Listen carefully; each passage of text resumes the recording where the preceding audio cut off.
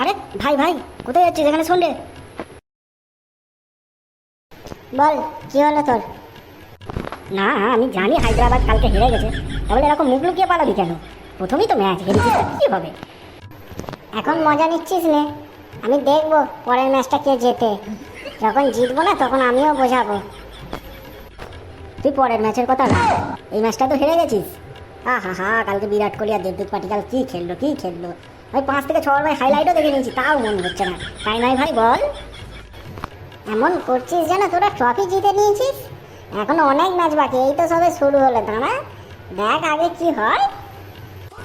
Trophy জিতে নিয়েছি কি রে? এবারে ট্রফি তো আমরাই জিতবো।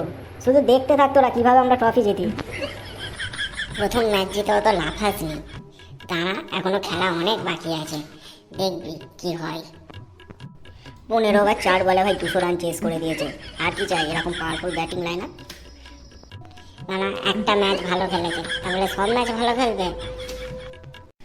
এখনো বলছি আরসিবির দলে চলে আয়। সানরাইজ হায়দ্রাবাদে থাকবি তো এরকম হারতে থাকবি। তোকেও বলছি একটা ম্যাচ জিতেছে বলে এরকম করবি না। আমাদের প্লেয়ারগুলো সব ফর্মে থাকলে না 250 রান চেস করাও কোনো ব্যাপার না, ঠিক আছে? ও তো দেখতেই পেলাম, প্রথমেই তো পটপট করে আউট হয়ে গেল। কি 250 রান চেস করবি তোরা? 100 রান চেস করতে পারবি না? এত বড় বড় কথা তো পরের ম্যাচ আরসিবির সাথে হোক, তখন দেখে নেবো। কি দেখবি আবার? আরসিবিকে জিততে দেখবি, তোরা তো হারবি। সে তখনই দেখা যাবে কে জেতে কে হারে, ঠিক আছে? যা শালা চলে গেল রে।